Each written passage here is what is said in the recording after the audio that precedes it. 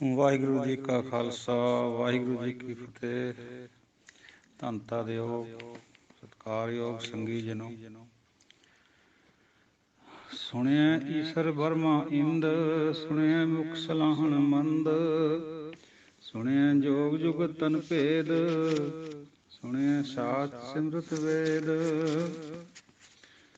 ਨਾਨਕ ਭਗਤਾਂ ਸਦਾ ਵਿਗਾਸ, ਸੁਣਿਆ ਦੂਖ ਪਾਪ ਕਾ ਨਾਸ। ਨਾਨਕ ਭਗਤਾਂ ਸਦਾ ਵਿਗਾਸ, ਸੁਣਿਆ ਦੂਖ ਪਾਪ ਕਾ ਨਾਸ। ਗੁਰੂ ਨਾਨਕ ਪਾਤਸ਼ਾਹ ਸਮਝਾ ਰਹੇ ਸਾਨੂੰ ਈਸਰ ਬਰਮਾ ਦੇ ਔਰ ਇੰਦਰ ਦੀ ਅਸਲੀਅਤ ਕਿਆ ਹੈ। ਇਹ ਬਾਣੀ ਦੇ ਸੁਣਨ ਨਾਲ, ਸੰਗਤ ਕਰਨ ਦੇ ਨਾਲ, ਸੱਚੀ ਸੰਗਤ ਵਿੱਚੋਂ ਪਤਾ ਚੱਲਦੀ ਹੈ ਬਈ ਇਹ ਕਿਆ ਹੈ। ਜਦ ਕਿ ਅਸੀਂ ਸਮਝ ਰਹੇ ਸੀ ਪਹਿਲਾਂ, ਹੁਣ ਵੀ ਕਾਫੀ ਹੱਦ ਤੱਕ ਸਿੱਖ ਜਗਤ ਹੀ ਸਮਝ ਰਿਹਾ ਹੈ, ਜਿਵੇਂ ਸਾਡੇ ਹਿੰਦੂ ਵੀ ਸਮਝਦੇ ਆ ਬਈ ਈਸ਼ਰ ਯਾਨੀ ਸ਼ਿਵ ਜੀ, ਬਰਮਾ ਔਰ ਇੰਦਰ ਦੇਵਤਾ, ਬਈ ਇਹ ਬਹੁਤ ਬੜੀਆਂ ਸ਼ਖਸੀਅਤਾਂ ਹੈ, ਇਹ ਸੰਸਾਰ ਨੂੰ ਚਲਾ ਰਹੀਆਂ। ਕੋਈ ਲੈ ਕਰ ਰਿਹਾ ਹੈ, ਕੋਈ ਬਣਾ ਰਿਹਾ ਹੈ, ਕੋਈ ਇੰਦਰ ਵਰਖਾ ਦਾ ਦੇਵਤਾ ਨੂੰ ਕਹਿੰਦੇ। ਸੁਣਿਆ ਮੁਖ ਸਲਾਹਣ ਮੰਦ, ਸੁਣਨ ਦੇ ਨਾਲ ਹੀ ਇਹਨਾਂ ਦੀ ਅਸਲੀਅਤ ਪੱਲਿਆਂ ਦੀ ਵੀ ਪਤਾ ਚੱਲਦੀ ਹੈ। ਤੇ ਜਿਹੜੇ ਮੰਦੇ ਲੋਕ ਵੀ ਹੁੰਦੇ ਆ, ਕੋਈ ਵੀ ਜਿਹੜਾ ਮੰਦਾ ਹੈ ਉਹ ਵੀ ਮੁਖ ਤੋਂ ਸਲਾਉਣ ਲੱਗ ਪੈਂਦਾ। ਕਿਵੇਂ? ਜਿਵੇਂ ਗਨਕਾ ਮੰਦਾ ਕਰਮ ਸੀਗਾ, ਪੜ੍ਹਦੀ ਸੁਣਦੀ ਤੋਤੇ ਦੇ ਨਾਲ, ਉਹਨੂੰ ਵੀ ਵਡਿਆਈ ਮਿਲੀ ਦਰਗਾਹ ਦੇ ਵਿੱਚ। ਮੰਦੇ ਤੋਂ ਮੰਦੇ ਵੀ ਸੁਣਨੇ ਦੇ ਨਾਲ, ਜਿਵੇਂ ਸੱਜਣ ਔਰ ਕੌਡਾ, ਭੂਮੀਆਂ, ਬਾਦਸ਼ਾਹ ਦਾ ਉਪਦੇਸ਼ ਸੁਣ ਕੇ ਉਹਨਾਂ ਆਪਣੇ ਮੁਖ ਤੋਂ ਵੀ ਸਲਾਉਣ ਲੱਗ ਪਏ, ਪਰਮਾਤਮਾ ਦਾ ਨਾਮ ਯਾਦ ਕਰਨ ਲੱਗ ਪਏ। ਮੰਦ ਇੱਕ ਵਚਨ ਦੇ ਰੂਪ ਚ ਆਇਆ ਹੋਇਆ। ਸੁਣਿਆ ਜੋਗ ਜੁਗਤ ਤਨ ਭੇਦ, ਸੁਣਨੇ ਦੇ ਨਾਲ ਹੀ ਇਹ ਜਿਹੜੀਆਂ ਯੋਗ ਦੀਆਂ ਜੁਗਤਾਂ ਹੈ, ਯੋਗੀ ਪਖੰਡੀ ਕਰ ਰਹੇ ਹੈ ਵੀ ਸਰੀਰ ਦੇ ਵਿੱਚ ਐਕਣ ਨਾੜੀਆਂ, ਇਹ ਹੈ ਉਹ, ਜੋ ਵੀ ਕੁਛ ਕਰਦੇ ਆ ਉਹ ਸਾਰੇ ਦਾ ਭੇਤ ਆ ਜਾਂਦਾ। ਉਹ ਭਾਈ ਗੁਰਬਾਣੀ ਨੇ ਇਹਨਾਂ ਚੀਜ਼ਾਂ ਨੂੰ ਮੰਨਦੀ ਹੈ। ਗੁਰੂ ਨੇ ਤਾਂ ਜੁਗਤ ਦੱਸ ਦਿੱਤੀ ਬਈ ਗੱਲੀ ਜੋਗ ਨਾ ਹੋਈ, ਗੱਲਾਂ ਨਾਲ ਨਹੀਂ। ਤਾੜੀ ਲਾ ਕੇ ਬਹਿ ਜਾਓ, ਮੜੀਆਂ ਦੇ ਵਿੱਚ ਜਾ ਕੇ ਕੁਛ ਵੀ ਕਰੋ, ਇਹ ਚੀਜ਼ਾਂ ਗੁਰਮਤਿ ਅਨੁਸਾਰ ਨਹੀਂ ਹਨ। ਸੁਣਨੇ ਨਾਲ, ਸਿਫਤ ਸਲਾਹ ਸੁਣਨ ਦੇ ਨਾਲ ਪਤਾ ਚੱਲੂਗਾ ਵੀ ਤਨ ਦੇ ਕਿਆ ਭੇਦ ਹੈ ਅੰਦਰ ਤੋਂ। ਜੁਗਤੀ ਕਿਹੜੀ ਹੈ ਯੋਗ ਦੀ? ਯੋਗ ਦੀ ਜੁਗਤੀ ਹੈ ਨਾਮ ਬਾਣੀ ਨੂੰ ਸੁਣ ਕੇ, ਵਿਚਾਰ ਕੇ, ਜਪ ਕੇ ਅੰਦਰ ਪਰਮਾਤਮਾ ਪ੍ਰਗਟ ਹੋ ਜਾਏ। ਇਹ ਹੈ ਯੋਗ ਦੀ ਜੁਗਤੀ। ਯੋਗ ਦਾ ਮਤਲਬ ਜੁੜਨਾ ਹੁੰਦਾ। ਤੇ ਤੱਤਾ ਨੰਨੇ ਸਿਆਰੀ ਹੈ, ਤਨ ਦੇ ਭੇਦ, ਸਰੀਰ ਦੇ ਭੇਦ। ਨੰਨੇ ਨੂੰ ਸਿਆਰੀ ਇਸ ਕਰਕੇ ਆਈ ਹੋਈ ਹੈ, ਤਨ ਦੇ। ਸੁਣਿਆ ਸ਼ਾਸਤਰ ਸਿਮਰਤ ਵੇਦ, ਸੁਣਨ ਦੇ ਨਾਲ ਸ਼ਾਸਤਰਾਂ ਦੀ, ਸਮ੍ਰਿਤੀਆਂ ਦੀ, ਵੇਦਾਂ ਦੀ ਵੀ ਸਮਝ ਪੈ ਜਾਂਦੀ ਹੈ ਵੀ ਇਹ ਕਿਆ ਚੀਜ਼ਾਂ ਨੇ। ਸੰਸਾਰ ਰੱਬੀ ਕਿਰਤ ਮੰਨਦਾ ਹੈ ਵੇਦਾਂ ਨੂੰ। ਗੁਰੂ ਸਾਹਿਬ ਫਰਮਾਉਂਦੇ ਜਿਨ ਕੀ ਸੁਤ ਪ੍ਰਭ ਚਰਨਨ ਲਾਗੀ, ਤੇ ਵੇਦਨ ਤੇ ਭਏ ਤਿਆਗੀ। ਉਹ ਤਾਂ ਵੇਦਨ ਦਾ ਤਿਆਗ ਹੀ ਕਰ ਦਿੰਦਾ ਜੀ, ਸੁੱਤਾ ਪਰਮਾਤਮਾ ਨਾਲ ਲੱਗ ਜਾਏ।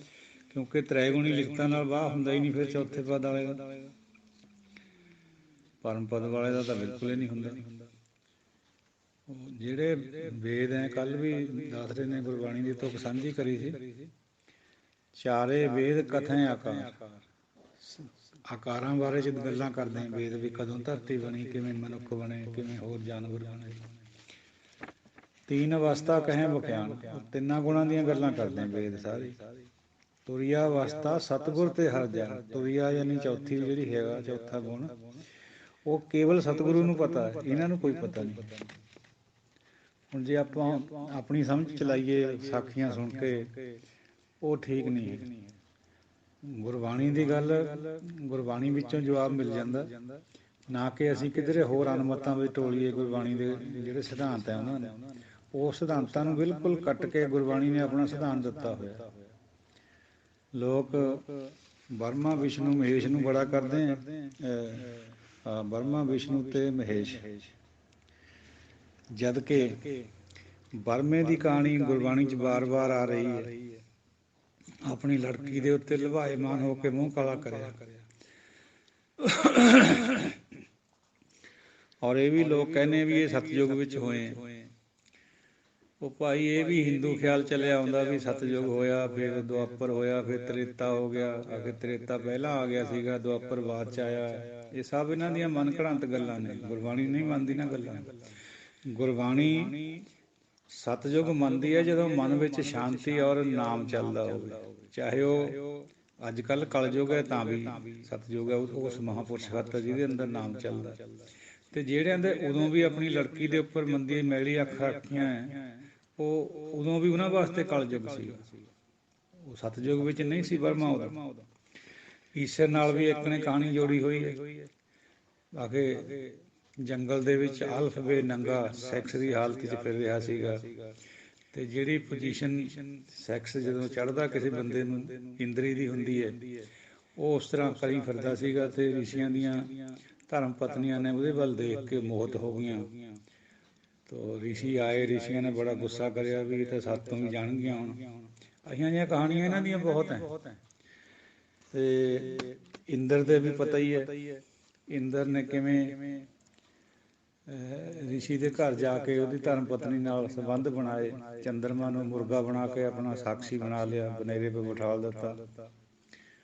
ਉਹ ਇਹ ਸਾਰਾ ਕੁਛ ਇਹਨਾਂ ਦੀ ਅਸਲੀਅਤ ਦਾ ਪਤਾ ਅਸਲ 'ਚ ਸੁਣ ਕੇ ਗੁਰਬਾਣੀ ਤੋਂ ਲੱਗਦਾ, ਨਾ ਕਿ ਸਾਖੀਆਂ ਸੁਣ ਕੇ ਲੱਗਦਾ। ਸਾਖੀਆਂ ਤਾਂ ਬਹੁਤ ਲੋਕਾਂ ਦੀਆਂ ਬਣਾਈਆਂ ਵੀ ਹੁੰਦੀਆਂ ਨੇ, ਉਹ ਗੁਰੂ ਦੀਆਂ ਨਹੀਂ ਹੁੰਦੀਆਂ। ਚੌਥੇ ਗੁਣ ਵਾਲੇ ਦਾ ਨਹੀਂ ਸਾਖੀ ਕਦੀ ਵੀ ਹੁੰਦੀ, ਇਹ ਤਾਂ ਲੋਕਾਂ ਨੇ ਬਣਾਈਆਂ ਵੀ ਹੁੰਦੀਆਂ। ਤੇ ਜਿਹੜੇ ਸੋ ਕਾਲਡ ਬਾਬੇ ਆ ਉਹਨਾਂ ਨੇ ਤਾਂ ਬਹੁਤ ਜ਼ਿਆਦਾ ਬਣਾ ਕੇ ਰੱਖ ਦਿੱਤੀਆਂ। ਇਹ ਗੱਲ ਉਹੀ ਹੈ ਵੀ ਇਨ ਬਿਟਵੀਨ ਹੈ ਗੱਲ। ਕਿਤੇ ਕਿਤੇ ਸਾਖੀ ਠੀਕ ਵੀ ਹੈ, ਕਿਤੇ ਕਿਤੇ ਬਿਲਕੁਲ ਆਵਾਗੌਣ ਹੁੰਦੀ ਹੈ, ਗੁਰਬਾਣੀ ਨਾਲ ਮੇਲੇ ਨਹੀਂ ਖਾਂਦੀ ਹੁੰਦੀ।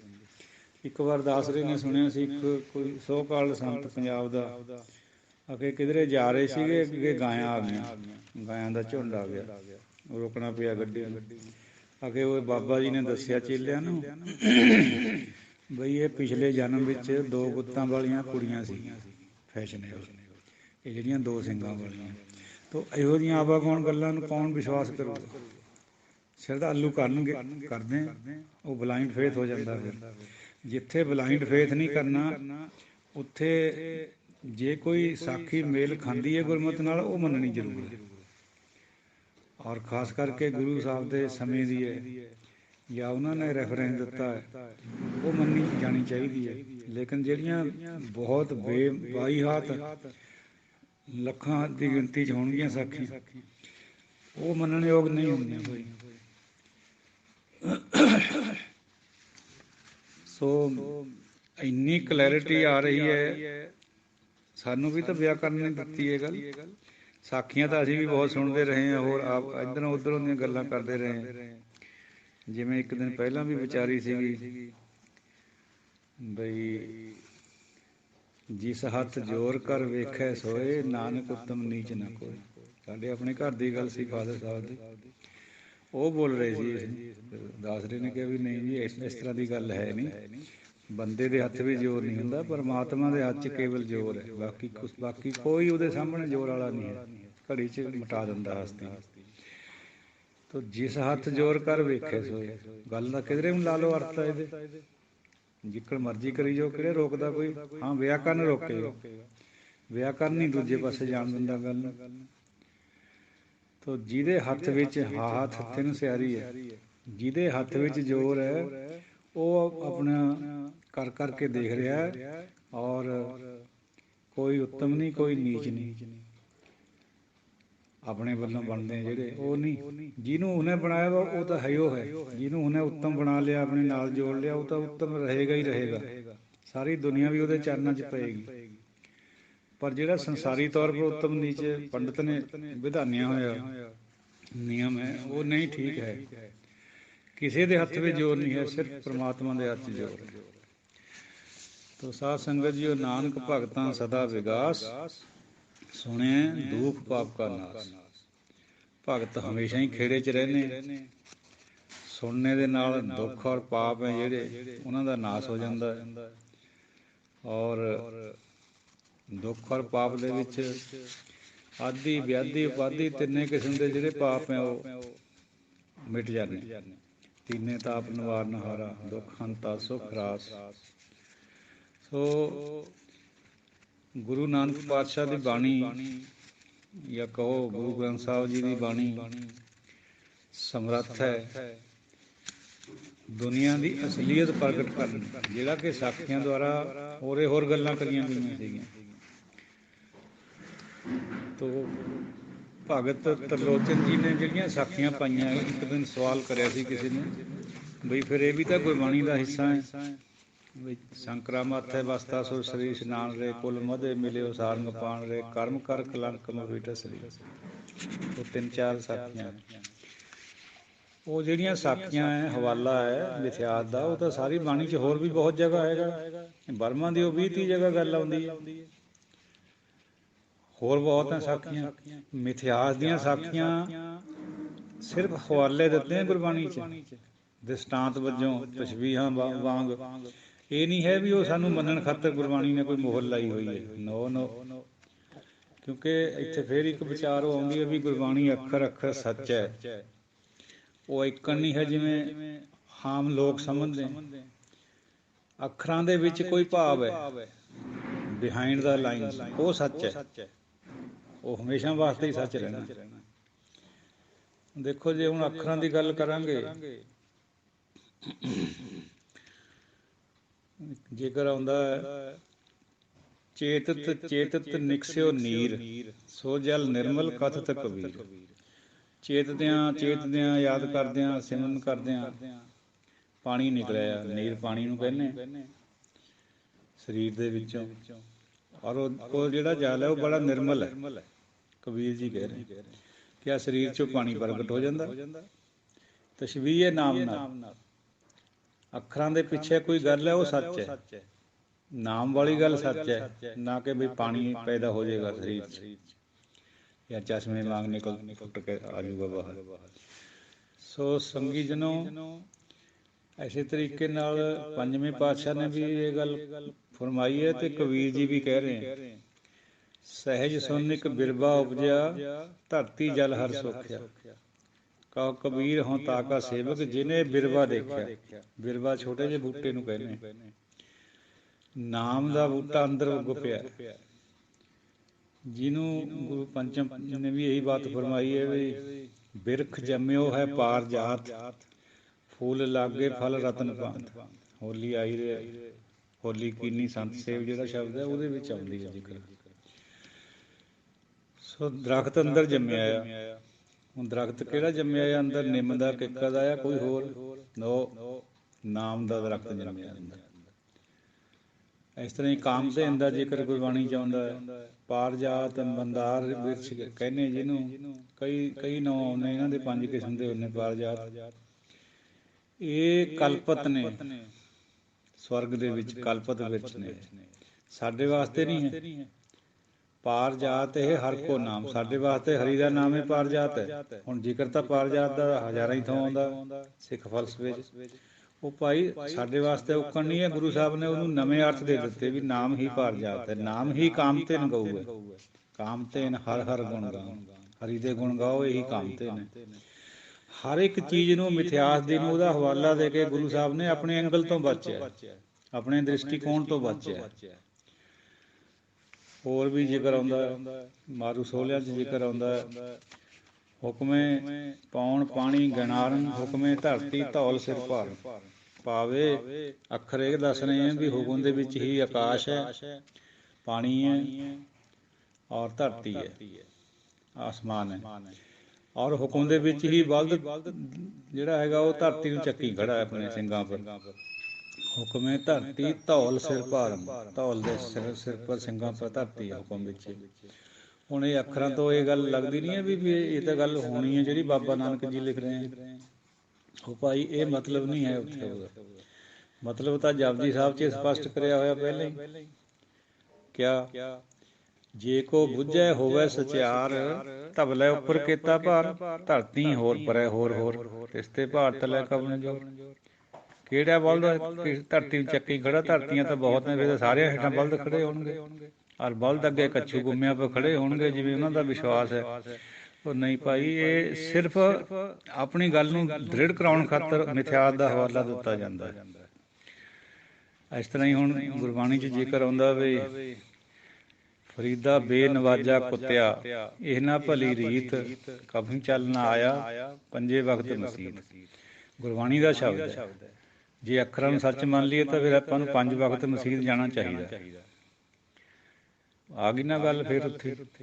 ਅੱਖਰਾਂ ਦਾ ਭਾਵ ਸੱਚ ਹੈ ਭਾਈ। ਸਾਨੂੰ 2 ਵਾਰ ਜਾਣ ਦੀ ਹਦਾਇਤ ਹੈ ਗੁਰਦੁਆਰੇ ਸਾਹਿਬਾਨਾਂ 'ਚ, ਉਹਨਾਂ ਨੂੰ 5 ਵਾਰੀ ਦੀ ਹੈ। ਉਹ ਜਾਣ ਮੁਬਾਰਕ ਹੈ ਉਹਨਾਂ ਨੂੰ। ਗੁਰੂ ਸਾਹਿਬ ਨੇ ਉਹਨਾਂ ਦੇ ਸਿਧਾਂਤ ਨੂੰ ਜਰਿਆ ਹੈ, ਗੁਰਬਾਣੀ 'ਚ ਲਿਖ ਦਿੱਤਾ ਜੋ ਉਹਨਾਂ ਦਾ ਵਿਸ਼ਵਾਸ ਹੈ। ਉਹ ਸਾਡੇ ਵਾਸਤੇ ਨਹੀਂ ਹੈ। ਉਹ ਗੁਰਬਾਣੀ ਦਾ ਬਹੁਤ ਕੁਛ ਐਸਾ ਮਿਥਿਆਤ ਦਾ ਜ਼ਿਕਰ ਹੈ ਜਿਹੜਾ ਸਾਡੇ ਮੰਨਣ ਖਾਤਰ ਨਹੀਂ ਹੈ। ਉਹ ਤੋ ਇਸ ਤਰ੍ਹਾਂ ਦਾ ਬਹੁਤ ਕੁਛ ਹੋਰ ਵੀ ਭਰਿਆ ਪਿਆ ਗੁਰਬਾਣੀ 'ਚ, ਜਿਹਨੂੰ ਵਿਵੇਕ ਨਾਲ ਹੱਲ ਕਰਨਾ ਹੁੰਦਾ ਹੈ।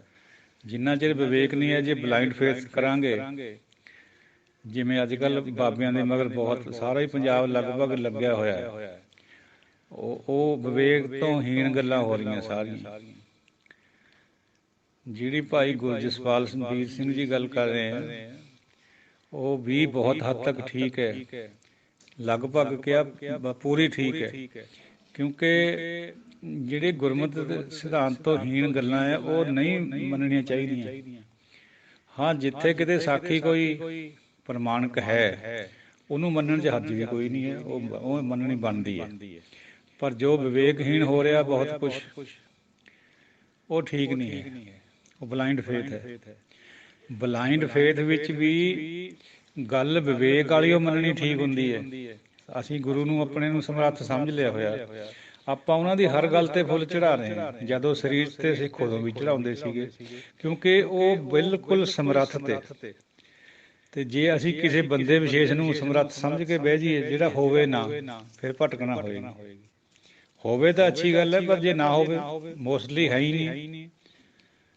ਕਿੰਨੇ ਹਜ਼ਾਰ ਡੇਰੇ ਪੰਜਾਬ ਦੇ ਵਿੱਚ, ਸਾਰੇ ਸੰਤ ਆ, ਬਰਮ ਗਿਆਨੀ ਹੈ? ਨੋ, ਬਹੁਤ ਘੱਟ ਵਿਰਲਾ ਹੁੰਦਾ ਐਸਾ ਮਹਾਂਪੁਰਸ਼। ਤਾਂ ਉਸ ਮਹਾਂਪੁਰਸ਼ ਦੇ ਬਾਰੇ ਵੀ ਲੋਕ ਆਪਣੇ ਕੋਲੋਂ ਬਣਾ ਕੇ ਕਹਾਣੀਆਂ ਛੱਡੀ ਜਾਂਦੇ। ਬਾਬਾ ਜੀ ਨੇ ਜੀ ਇੱਕ ਥਾਲ ਵਿੱਚ ਜਾਂ ਪਰਾਤ ਦੇ ਵਿੱਚ ਦੇਗ ਰੱਖ ਲਈ, ਲੱਖਾਂ ਹੀ ਲੋਕ ਛਕ ਗਏ, ਫਿਰ ਵੀ ਨਾ ਮੁੱਕੀ। ਇਹ ਵਿਵੇਕਹੀਣ ਬਾਤਾਂ ਨੇ ਸਾਰੀਆਂ। ਹਾਂ, ਸਮਰੱਥ ਹੈ ਪ੍ਰਮਾਤਮਾ, ਕੁਛ ਵੀ ਕਰ ਸਕਦਾ, ਇਹ 'ਚ ਕੋਈ ਡਾਊਟ ਨਹੀਂ ਹੈ, ਪਰ ਉਹ ਵੀ ਤਾਂ ਗੱਲ ਵਿਵੇਕ ਦੇ ਉੱਪਰ ਖੜੀ ਹੈ। ਤਾਂ ਹੀ ਤਾਂ ਗੁਰੂ ਸਾਹਿਬਾਨਾਂ ਨੇ ਸਾਨੂੰ ਕਿਹਾ ਇਹ ਗੱਲ ਬਈ ਸ਼ਰਧਾ ਵੀ ਰੱਖਣੀ ਹੈ, ਪਰ ਬਲਾਈਂਡ ਨਹੀਂ ਹੋਣੀ ਚਾਹੀਦੀ। ਨਾਲ ਗਿਆਨ ਦੀ ਵੀ ਅੱਖ ਖੋਲੀ ਰੱਖਣੀ ਹੈ, ਵਿਵੇਕ ਦੀ। ਪੰਜਾਲੀ ਦੋਹੇ ਬਲਦਾਂ ਦੇ ਉੱਪਰ ਟਿਕਣੀ ਚਾਹੀਦੀ ਹੈ। ਸ਼ਰਧਾ ਵੀ ਹੋਵੇ ਤੇ ਵਿਵੇਕ ਵੀ ਹੋਵੇ। ਜੇ ਦੋਹਾਂ 'ਚੋਂ ਇੱਕ ਵੀ ਗੜਬੜਾ ਗਿਆ ਤਾਂ ਗੜਬੜ ਹੋ ਜਾਏਗੀ। ਅੰਨੀ ਸ਼ਰਧਾ ਵਾਲਾ ਵੈਸੇ ਹੀ ਭੁਲੇਖੇ 'ਚ ਪੈ ਕੇ ਆਪਣੀ ਜ਼ਿੰਦਗੀ ਨੂੰ ਖਰਾਬ ਕਰ ਲਏਗਾ। ਤੇ ਜਿਹੜਾ ਗਿਆਨ ਹੈ ਬਾਹਰਲਾ ਦੁਨਿਆਵੀ ਗਿਆਨ, ਜੇ ਉਹਨੂੰ ਲੈ ਕੇ ਤਰਕ ਵਿੱਚ ਫਸ ਗਿਆ, ਫਿਰ ਉਹ ਵੀ ਰਿਊਨ ਹੋ ਜਾਏਗਾ, ਉਹਦੇ ਵੀ ਬਰਬਾਦੀ ਹੋ ਜਾਣੀ ਹੈ। ਤਾਂ ਉਹ ਰਸਤਾ ਜਿਹੜਾ ਗੁਰਬਾਣੀ ਦੇ ਵਿੱਚ ਵਿਵੇਕ ਨਾਲ ਜਿਹੜਾ ਮਿਲਦਾ ਹੈ, ਉਹੀ ਸਹੀ ਹੈ। Extreme of everything is bad, ਉਹ ਵਿਚਾਲੇ ਦਾ ਰਸਤਾ ਇਨ ਦੋਹਾਂ ਦੇ ਵਿੱਚੋਂ ਦੀ ਉਹ ਨਿਕਲ ਆਉਂਦਾ ਹੈ। ਵਿਵੇਕ ਦੱਸ ਦਿੰਦਾ ਵੀ ਆਹ ਇੱਥੇ ਆਹ ਠੀਕ ਹੈ ਜਾਂ ਨਹੀਂ ਹੈ। ਤਾਂ ਵਿਵੇਕ ਕੋਈ ਸਧਾਰਨ ਗਿਆਨ ਨਹੀਂ ਹੁੰਦਾ। ਵਿਵੇਕ ਗਿਆਨ ਤਾਂ ਪ੍ਰਗਟ ਹੀ ਗੁਰੂ ਭੇਂਟ ਤੋਂ ਬਾਅਦ, ਜਦੋਂ ਹਉਮੈ ਟੁੱਟਦੀ ਹੈ, ਨਿਰਮਲ ਭਾਉ ਪੈਂਦਾ ਹੈ, ਉਦੋਂ ਪ੍ਰਗਟ ਹੁੰਦਾ ਵਿਵੇਕ। ਉਹ ਗਿਆਨ ਨੂੰ ਵਿਵੇਕ ਕਹਿੰਦੇ, ਜਿਹੜਾ ਗੁਰੂ ਵੱਲੋਂ ਹਉਮੈ ਰਹਿਤ ਕਰਕੇ ਬੰਦੇ ਦੇ ਅੰਦਰੋਂ, ਗੁਰੂ ਉਹਨੂੰ ਉਹ ਗਿਆਨ ਅੰਦਰੋਂ ਦਿੰਦਾ, ਨਾ ਕਿ ਬਾਹਰ ਤੋਂ ਲੈਂਦਾ। ਬਾਹਰ ਤੋਂ ਸੁਸਾਇਟੀ ਤੋਂ ਤਾਂ ਗਿਆਨ ਬਹੁਤ ਮਿਲਦੇ ਆ, ਦੁਨੀਆ ਦੇ ਵਿੱਚ ਇੰਨਾ ਗਿਆਨ ਹੈ ਜਿਹਦਾ ਲੇਖਾ ਹੀ ਕੋਈ ਨਹੀਂ ਹੈ। ਪਰ ਅਸਲ ਵਿੱਚ ਗਿਆਨ ਉਹ ਹੈ ਜਿਹੜਾ ਗੁਰੂ ਵੱਲੋਂ ਅੰਦਰੋਂ ਮਨ ਵਿੱਚ ਉਤਰਿਆ ਸਿੱਧਾ, ਉਹ ਵਿਵੇਕ ਹੁੰਦਾ, ਉਹ ਹਉਮੈ ਰਹਿਤ ਹੋਊਗਾ। ਤੋ ਇੰਦਰੀਆਂ ਰਾਹੀਂ ਇਕੱਠਾ ਕਰਿਆ ਹੋਇਆ ਗਿਆਨ ਦੁਨਿਆਵੀ ਹੁੰਦਾ, ਜਿਹੜਾ ਮਨ ਦੇ ਵਿੱਚ ਸਿੱਧਾ ਪਰਮਾਤਮਾ ਜਾਂ ਗੁਰੂ ਵੱਲੋਂ ਆਉਂਦਾ, ਉਹ ਵਿਵੇਕ ਹੁੰਦਾ। ਚਲੋ ਸਮਾਪਤੀ ਕਰੀਏ। ਕਿਸੇ ਵੀ ਅਪਸ਼ਬਦ ਦੀ ਖਿਮਾ ਦੀ ਆਚਨਾ ਦਿਓ ਅਸੀਸ। ਵਾਹਿਗੁਰੂ ਜੀ ਕਾ ਖਾਲਸਾ, ਵਾਹਿਗੁਰੂ ਜੀ ਕੀ ਫਤਿਹ। ਵਾਹਿਗੁਰੂ ਜੀ ਕਾ ਖਾਲਸਾ, ਵਾਹਿਗੁਰੂ ਜੀ ਕੀ ਫਤਿਹ। ਸਤਿਕਾਰਯੋਗ ਧੰਨਤਾ ਦੇ ਯੋਗ ਪਿਆਰੀ ਸਾਧ ਸੰਗਤ ਜੀਓ, ਗਰੁੱਪ ਮੈਂਬਰ ਸਾਹਿਬਾਨ, ਆਪ ਜੀ ਨਾਲ ਅਗਲੀ ਪੌੜੀ ਦੀ ਵਿਚਾਰ ਸ਼ੁਰੂ ਹੋ ਰਹੀ ਹੈ। ਸੁਣਿਆ ਸਤ ਸੰਤੋਖ ਗਿਆਨ, ਸੁਣਿਆ 68 ਕਾ ਇਸ਼ਨਾਨ, ਸੁਣਿਆ ਪੜ ਪੜ ਪਾਵੈ ਮਾਨ, ਸੁਣਿਆ ਲਾਗੈ ਸਹਿਜ ਧਿਆਨ, ਨਾਨਕ ਭਗਤਾਂ ਸਦਾ ਵਿਗਾਸ, ਸੁਣਿਆ ਦੁਖ ਪਾਪ ਕਾ ਨਾਸ, ਨਾਨਕ ਭਗਤਾਂ ਸਦਾ ਵਿਗਾਸ, ਸੁਣਿਆ ਦੁਖ ਪਾਪ ਕਾ ਨਾਸ। ਗੁਰੂ ਨਾਨਕ ਪਾਤਸ਼ਾਹ ਦੀਨ ਬਖਸ਼ ਦੇ ਮਾਲਕ ਫਰਮਾ ਰਹੇ ਹੈ, ਸੁਣਿਆ ਸਤ ਸੰਤੋਖ ਗਿਆਨ। ਸੁਣਨੇ ਦੇ ਨਾਲ ਸਤ, ਸਤ ਦਾ ਮਤਲਬ ਸੱਚ ਵੀ ਹੁੰਦਾ ਹੈ, ਸਤ ਦਾ ਮਤਲਬ ਦਾਨ ਕਰਨਾ ਵੀ ਹੁੰਦਾ ਹੈ। ਸੰਤੋਖ ਪੈਦਾ ਹੁੰਦਾ ਦਾਨ ਕਰਨ ਦੇ ਨਾਲ। ਔਰ ਗਿਆਨ, ਸੰਤੋਖ, ਗਿਆਨ, ਸਤ, ਇਹ ਤਿੰਨੇ ਇੱਕ ਵਚਨ ਦੇ ਰੂਪ ਚ ਆਏ ਹੋਏ, ਇਸੇ ਕਰਕੇ ਔਂਕੜ ਆ ਰਿਹਾ। ਪਰਮਾਤਮਾ ਦੇ ਪ੍ਰਤੀ ਸਤ, ਸੰਤੋਖ ਔਰ ਗਿਆਨ, ਇਹ ਬੰਦੇ ਦੇ ਅੰਦਰ ਪੈਦਾ ਹੋ ਜਾਂਦੇ ਸੁਣਨੇ ਦੇ ਨਾਲ। ਸੁਣਨੇ ਦੀ ਮਹਿਮਾ ਇੰਨੀ ਹੈ। ਇਹ ਜਿਹੜਾ ਗਿਆਨ ਸ਼ਬਦ ਹੈ ਸਾਧ ਸੰਗਤ ਜੀਓ, ਇਹ ਇੱਥੇ ਵਿਵੇਕ ਖਾਤਰ ਆਇਆ ਹੋਇਆ, ਕਿਉਂਕਿ ਗਿਆਨ ਤਾਂ ਦੁਨੀਆ 'ਚ ਵੀ ਬਹੁਤ ਹੈ। ਉਹ ਤਾਂ ਇੱਦਾਂ ਵੀ ਲੋਕ ਬਹੁਤ ਸਾਰਾ ਕੁਝ ਹਾਸਲ ਕਰੀ ਫਿਰਦੇ। ਇਹ ਸੁਣਨਾ ਜਿਹੜਾ ਬਹੁਤ ਧਿਆਨ ਲਾ ਕੇ ਉਹਦੀ ਬਾਤ ਹੋ ਰਹੀ ਹੈ, ਉਹਦੇ ਨਾਲ ਇਹ ਪੈਦਾ ਹੁੰਦਾ ਸੰਗਤ ਦੇ ਵਿੱਚ ਜਦੋਂ ਸੁਣਦੇ। ਸੁਣਿਆ 68 ਕਾ ਇਸ਼ਨਾਨ, 68 ਤੀਰਥਾਂ ਦਾ ਇਸ਼ਨਾਨ ਦੇ ਬਰਾਬਰ ਇਹ ਹੋ ਜਾਂਦਾ। ਬਲਕਿ ਜੇ ਇਹਨੂੰ ਆਪਾਂ ਹੋਰ ਸਹੀ ਕਰ ਦਈਏ ਤਾਂ 68 ਤੀਰਥਾਂ ਦੀ ਕੋਈ ਅਹਿਮੀਅਤ ਗੁਰਬਾਣੀ ਨੇ ਨਹੀਂ ਗਾਈ ਹੈ। ਸੁਣਨੇ ਦੇ ਨਾਲ ਇਸ ਗੱਲ ਦੀ ਸਮਝ ਆ ਜਾਂਦੀ ਹੈ ਵੀ 68 ਤੀਰਥਾਂ ਦਾ ਇਸ਼ਨਾਨ ਦਾ ਕਿਆ ਮਤਲਬ ਹੈ। ਔਰ ਇੱਕ ਨੁਕਤਾ ਸਾਧ ਸੰਗਤ ਜੀ ਇੱਥੇ ਹੋਰ ਵੀ ਹੈ। ਇਹ 68 8 ਜਮਾ 60 ਹਿੰਦੀ ਇਲਾਕੇ ਦੇ ਵਿੱਚ ਜਾਂ ਹਿੰਦੂ ਫਲਸਫੇ ਦੇ ਵਿੱਚ 68 ਨਹੀਂ ਉਹ ਬਣਦੇ ਹੈ, ਉਹ 8 ਜਮਾ ਸ਼ਤ, ਸ਼ਤ ਤੋਂ ਹੀ 60 ਬਣਿਆ। ਸ਼ਤ 100 ਨੂੰ ਕਹਿੰਦੇ, ਸ਼ਤ ਪ੍ਰਤੀਸ਼ਤ ਜਿਵੇਂ ਹੁੰਦਾ, ਉਹ ਕਹਿੰਦੇ ਵੀ 8 ਜਮਾ 100 108 ਤੀਰਥ ਹੈ ਉਹਨਾਂ ਦਾ ਇਸ਼ਨਾਨ। ਹੁਣ ਵੈਸੇ ਗੁਰਬਾਣੀ ਦੀ ਲਿਖਤ ਤੋਂ ਦਾਸਰੇ ਦਾ ਤਾਂ ਇਹ ਮਤ ਬਣਿਆ ਹੋਇਆ ਵੀ 68 ਹੀ ਹੈ, ਪਰ ਚਲੋ ਆਪ ਜੀ ਨੂੰ ਯਾਦ ਕਰਿਆ ਵੀ ਉਹ ਕਿਵੇਂ ਸੋਚਦੇ ਇਸ ਗੱਲ ਨੂੰ। ਸੁਣਨ ਦੇ ਨਾਲ 68 ਤੀਰਥਾਂ ਦੇ ਇਸ਼ਨਾਨ ਦਾ ਪਤਾ ਚੱਲ ਜਾਂਦਾ ਵੀ ਇਹ ਕਿਆ ਹੈ। ਮਤਲਬ ਹੈ ਵੀ ਜ਼ਰੂਰਤ ਨਹੀਂ ਹੈ, ਸੁਣਨੇ ਨਾਲ ਪਰਮਾਤਮਾ ਦੀ ਜਿਹੜੀ ਪ੍ਰਾਪਤੀ ਉਹ ਹੋ ਜਾਂਦੀ ਹੈ। ਤੇ 68 ਤੀਰਥ ਕਿਤੇ ਲਵੇ ਲਾਉਣੇ ਵੀ ਲਵੇ ਲਾਗੇ ਵੀ ਨਹੀਂ ਠਹਿਰਦੇ ਹੈ। ਸਾਡੇ ਵਾਸਤੇ ਤੀਰਥ ਹਰੀ ਦਾ ਨਾਮ ਹੈ, ਤੀਰਥ ਹਮਰਾ ਹਰ ਕੋ ਨਾਮ। ਸੁਣਿਆ ਪੜ ਪੜ ਪਾਵੈ ਮਾਨ, ਸੁਣਨੇ ਦੇ ਨਾਲ ਹੀ ਪੜ ਪੜ ਕੇ ਪਾਵੈ, ਬਹੁਤਿਆਂ ਦੀ ਗੱਲ ਹੋ ਰਹੀ ਹੈ ਨਾ, ਇਸ ਕਰਕੇ ਇਹਨੂੰ ਸਿਆਰੀ ਲੱਗੀ ਹੋਈ ਹੈ। ਪਾਵੈ, ਪਾਵੇ ਨਹੀਂ ਬੋਲਣਾ, ਪਾਵੈ ਮਾਨ। ਸੁਣਨੇ ਦੇ ਨਾਲ ਹੀ ਪੜ ਪੜ ਕੇ ਮਾਨ ਵਡਿਆਈ ਪਾਉਂਦੇ ਹਨ। ਸੁਣਿਆ ਲਾਗੈ ਸਹਿਜ ਧਿਆਨ, ਸੁਣਨ ਦੇ ਨਾਲ ਹੀ ਸਹਿਜ ਦੇ ਵਿੱਚ ਧਿਆਨ ਲੱਗਦਾ। ਸਹਿਜ ਦੇ ਜੱਜੇ ਨੂੰ ਸਿਆਰੀ ਹੈ, ਇਹਦਾ ਮਤਲਬ ਹੈ ਸਹਿਜ ਵਿੱਚ। ਸੁਣਨ ਦੇ ਨਾਲ ਹੀ ਸਹਿਜ ਵਿੱਚ ਧਿਆਨ ਲੱਗਦਾ ਹੈ। ਨਾਨਕ ਭਗਤਾਂ ਸਦਾ ਵਿਗਾਸ, ਸੁਣਿਆ ਦੁਖ ਪਾਪ ਕਾ ਨਾਸ। ਭਗਤਾਂ ਨੂੰ ਹਮੇਸ਼ਾ ਹੀ ਖੇੜਾ ਹੈ, ਔਰ ਸੁਣਨੇ ਦੇ ਨਾਲ ਹੀ ਦੁੱਖ ਔਰ ਪਾਪਾਂ ਦਾ ਨਾਸ ਹੋ ਜਾਂਦਾ ਹੈ। ਤਾਂ ਸਾਧ ਸੰਗਤ ਜੀ ਇਹਦੇ 'ਚ ਕੋਈ ਵਿਆਕਰਨਕ ਭੁੰਡੀ ਵੈਸੇ ਤਾਂ ਹੈ ਨਹੀਂ, ਜੇ ਕੋਈ ਫਿਰ ਵੀ ਜ਼ਰੂਰਤ ਮਹਿਸੂਸ ਹੋਈ ਤਾਂ ਵਿਚਾਰ ਲਾਂਗੇ। ਬਸ ਇੱਕ ਸਹਿਜ ਦੀ ਗੱਲ ਹੈ ਵੀ ਸਹਿਜ ਇੱਥੇ ਨਾਉਨ ਦੇ ਤੌਰ ਤੇ ਨਹੀਂ ਆਇਆ, ਸਹਿਜ ਦੇ ਵਿੱਚ, ਯਾਨੀ ਜਿਹੜੀ ਅੰਦਰ ਅਵਸਥਾ ਸਹਿਜ ਦੀ ਬਣਦੀ ਹੈ ਬੰਦੇ ਦੀ, ਉਹਦੇ ਵਿੱਚ ਧਿਆਨ ਲੱਗ ਜਾਂਦਾ ਹੈ। ਔਰ ਸੁਣਨੇ ਦੇ ਨਾਲ ਵਿਵੇਕ ਗਿਆਨ ਪੈਦਾ ਹੁੰਦਾ ਹੈ ਤੇ ਸੰਤੋਖ ਪੈਦਾ ਹੋ ਜਾਂਦਾ, ਸੰਤੋਖੀ ਜੀਵਨ ਬਣ ਜਾਂਦਾ ਬੰਦੇ ਦਾ। ਸੰਤੋਖ ਦਾ ਤਾਲੁਕ ਦਾਨ ਦੇ ਨਾਲ ਬਹੁਤ ਗਹਿਰਾ ਹੈ। ਸੇਵਾ ਕਹਿ ਲਓ, ਦਾਨ ਕਹਿ ਲਓ। ਦਾਨ ਅੱਗੇ ਵੀ ਬਾਤ ਆ ਲਈ ਹੈ ਵੀ ਦਾਨ ਕੋਈ ਬਹੁਤਾ ਚੰਗਾ ਸ਼ਬਦ ਨਹੀਂ ਹੈ ਗੁਰਬਾਣੀ ਮੁਤਾਬਕ, ਕਿਉਂਕਿ ਹਉਮੈ ਦਾ ਪ੍ਰਤੀਕ ਹੈ, ਉਚਾਈ ਦਾ। ਤੋ ਇਹਨੂੰ ਆਪਾਂ ਸੇਵਾ ਦੇ ਤੌਰ 'ਤੇ ਲੈਣਾ ਹੁੰਦਾ ਜਿੱਥੇ ਵੀ ਕਿਤੇ ਆਉਂਦਾ ਇਸ ਤਰ੍ਹਾਂ ਦਾ ਜ਼ਿਕਰ।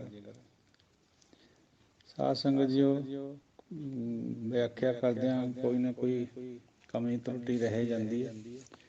ਬਾਕੀ ਫਿਰ ਆਪ ਜੀ ਜਿਵੇਂ ਦੱਸੋਗੇ ਕੋਈ ਗੱਲ ਵਿੱਚੋਂ ਨੁਕਤਾ ਫਿਰ ਵਿਚਾਰ ਲਾਂਗੇ। ਵਾਹਿਗੁਰੂ ਜੀ ਕਾ ਖਾਲਸਾ, ਵਾਹਿਗੁਰੂ ਜੀ ਕੀ ਫਤਿਹ। ਵਾਹਿਗੁਰੂ ਜੀ ਕਾ ਖਾਲਸਾ, ਵਾਹਿਗੁਰੂ ਜੀ ਕੀ ਫਤਿਹ।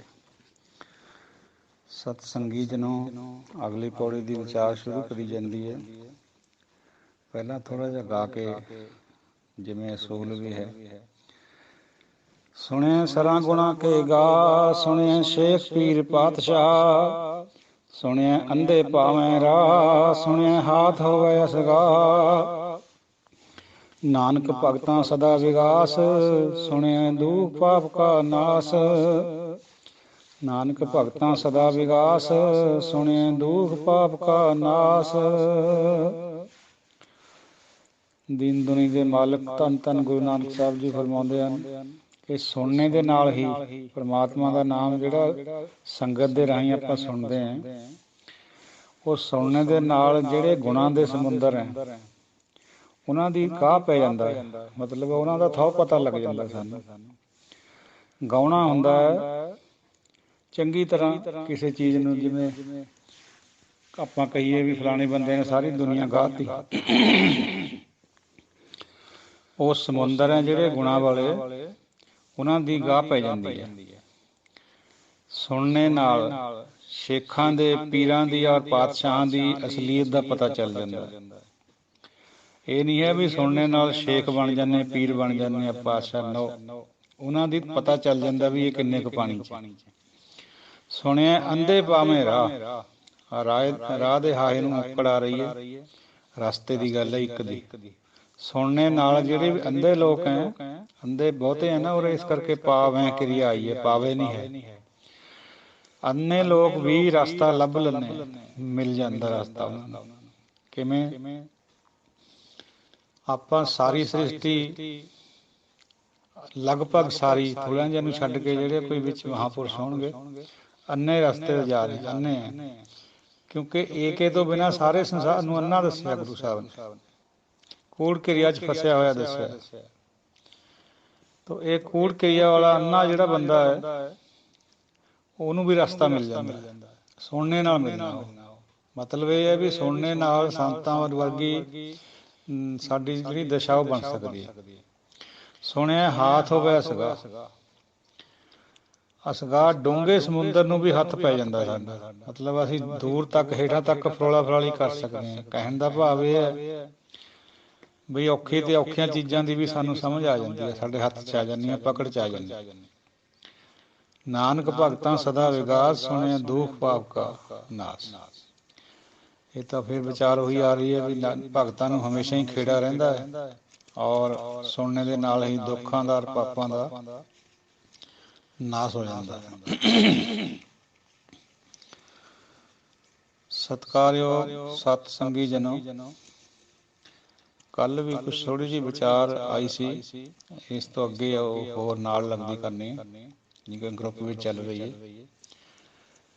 ਜਿੰਨੇ ਵੀ ਰਹਿਬਰ ਹੋਏ ਹੈ, ਰਹਿਬਰ ਚਾਹੇ ਗੁਰੂ ਸਾਹਿਬ ਵੀ ਸਾਡੇ ਰਹਿਬਰ ਸੀਗੇ, ਫਿਰ ਗੁਰਸਿੱਖ ਵੀ ਹੋਏ ਹੈ, ਉਹ ਵੀ ਸਾਡੇ ਰਹਿਬਰ ਹੈ। ਕਈ ਮਹਾਂਪੁਰਸ਼ ਹੈ, ਉਹ ਵੀ ਸਾਡੇ ਰਹਿਬਰ ਹੈ। ਸਾਰੇ ਹੀ ਸਤਿਕਾਰਯੋਗ ਹੈ। ਉਹਨਾਂ ਨੇ ਆਪਣੇ ਸਮੇਂ ਦੇ ਮੁਤਾਬਕ ਬਹੁਤ ਅੱਛੇ ਅੱਛੇ ਕਾਰਜ ਕਰੇ ਹੈ।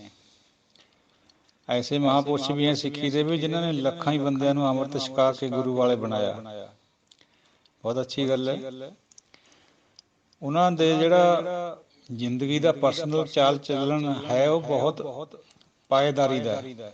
ਅੱਛੀ ਗੱਲ ਹੈ। ਜਿਹੜਾ ਵੀ ਬੰਦਾ ਗੁਰਸਿੱਖ ਹੋ ਕੇ ਗੁਜ਼ਰਦਾ ਹੈ, ਨੀਵਾਂ ਹੋ ਕੇ ਗੁਰੂ ਦੇ ਲੜ ਲੱਗ ਕੇ, ਲੇਕਿਨ ਜਿੱਥੇ ਗੱਲ ਵਿਚਾਰ ਦੀ ਆ ਰਹੀ ਹੈ ਸੰਗਤ ਦੇ ਵਿੱਚ ਔਰ ਗੁਰੂ ਸਾਹਿਬ ਦੀ ਬਾਤ ਆ ਰਹੀ ਹੈ ਵਿਆਕਰਨ ਦੀ, ਉੱਥੇ ਫਿਰ ਸਾਨੂੰ ਵਿਚਾਰਨਾ ਤਾਂ ਪਏਗਾ ਹੀ, ਕਿਉਂਕਿ ਭਾਵੇਂ ਬੁੱਧੀ ਅਲਪ ਹੈ ਪਰ ਵਿਆਕਰਨ ਦੀ ਸੋਝੀ ਤਾਂ ਦਿੱਤੀ ਹੈ ਨਾ ਗੁਰਸਿੱਖਾਂ ਨੂੰ, ਕਰ ਰਹੇ ਹਾਂ। ਇਸ ਕਰਕੇ ਫਿਰ ਸਾਨੂੰ ਉੱਥੇ ਇਹ ਨਹੀਂ ਸੋਚਣਾ ਚਾਹੀਦਾ ਵੀ ਅਸੀਂ ਕਿਸੇ ਪਰ ਟਿੱਪਣੀ ਕਰ ਰਹੇ ਹਾਂ। ਨੋ ਨੋ, ਗੱਲ ਨੂੰ ਗੰਭੀਰਤਾ 'ਚ ਲਓ, ਸੁਣ ਲਓ, ਉਹਨਾਂ ਦੀ ਵੀ ਪੜ੍ਹ ਲਓ, ਪੜ੍ਹੀ ਹੋਈ ਹੈ ਤੁਸੀਂ ਇੱਧਰਲੀ ਵੀ ਸੁਣ ਲਓ, ਉਹਦੇ ਬਾਅਦ ਨਿਰਣਾ ਆਪਣਾ ਆਪ ਕਰ ਲਿਓ। ਤੋ ਸਭ ਆਪਣੀ ਜਗ੍ਹਾ ਸਤਿਕਾਰ ਦੇ ਪਾਤਰ ਨੇ, ਜਿਨ੍ਹਾਂ ਨੇ ਹੁਣ ਤੱਕ ਸਾਨੂੰ ਇੱਥੇ ਤੱਕ ਲੈ ਕੇ ਆਏ ਹੈ। ਕਿਉਂਕਿ ਜਿਹੜਾ ਸਾਡੇ ਬਾਬੇ ਦਾਦਿਆਂ ਨੇ ਹਲ ਵਾਹਿਆ ਹੈ ਲੱਕੜ ਦਾ, ਉਹਦੇ ਬਦੌਲਤ ਅਸੀਂ ਹੁਣ ਟਰੈਕਟਰਾਂ 'ਤੇ ਫਿਰਦੇ ਹਾਂ। ਇਹਦਾ ਮਤਲਬ ਇਹ ਤਾਂ ਨਹੀਂ ਵੀ ਉਹ ਸਾਡੇ ਨਾਲੋਂ ਘੱਟ ਸੀਗੇ, ਆਪਣੀ ਜਗ੍ਹਾ ਤਾਂ ਉਹ ਸਾਡੇ ਨਾਲੋਂ ਵੀ ਚੰਗੇ ਸੀ, ਕਿਉਂਕਿ ਉਹਨਾਂ ਦੇ ਹਾਲਾਤ ਬੜੇ ਘੱਟ ਸੀਗੇ ਉਦੋਂ, ਸੋਰਸਿਸ ਬਹੁਤ ਘੱਟ ਸੀ ਉਹਨਾਂ ਦੇ ਕੋਲ।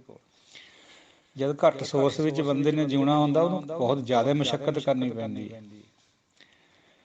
ਜਿਹੜੀਆਂ ਬਾਤਾਂ ਅਸੀਂ ਹੁਣ ਸੰਗਤ ਵਿੱਚ ਕਰ ਲੈਂਦੇ ਵਿਚਾਰਕ ਪ੍ਰਚਾਰਕ, ਅੱਜ ਤੋਂ 50-60 ਸਾਲ ਪਹਿਲਾਂ ਉਹ ਗੱਲਾਂ ਕਹਿਣੀਆਂ ਬੜੀਆਂ ਮੁਸ਼ਕਿਲ ਹੁੰਦੀਆਂ ਸੀਗੀਆਂ। ਜਿਵੇਂ ਦਾਸਰੇ ਨੂੰ ਜਦ ਪਹਿਲਾਂ ਸ਼ੁਰੂ ਕਰਿਆ ਸੀਗਾ, ਇਹ ਗੱਲ ਕਹਿਣੀ ਵੀ ਔਖੀ ਲੱਗਦੀ ਸੀ ਵੀ ਇਹ ਜਿਹੜੇ ਬ੍ਰਹਮਾ ਵਿਸ਼ਨੂੰ ਮਹੇਸ਼ ਹੈ, ਵੀ ਅਸੀਂ ਕਿੱਕਣ ਕਹੀਏ ਵੀ ਇਹਨਾਂ ਨੂੰ ਰੱਬ ਨਹੀਂ ਦਿਖਦਾ, ਕਿਉਂਕਿ ਸੋਚ ਇਹ ਐਸੀ ਬਣੀ ਹੋਈ ਸੀਗੀ ਵੀ ਇਹ ਤਾਂ ਹੈ ਰੱਬ ਹੈ। ਹੁਣ ਝਿਜਕ ਨਹੀਂ ਹੁੰਦੀ ਹੈ, ਕਿਉਂਕਿ ਹੁਣ ਸਾਰੇ ਹੀ ਸੁਣਨ ਵਾਲੇ ਇਹੋ ਜਿਹੇ ਬਣ ਗਏ, ਬਹੁਤੇ ਮੈਜੋਰਟੀ ਸੁਣ ਲੈਂਦੀ ਹੈ ਹੁਣ ਗੱਲ ਨੂੰ, ਸੱਚੀ ਗੱਲ ਹੈ ਜਿਹੜੀ।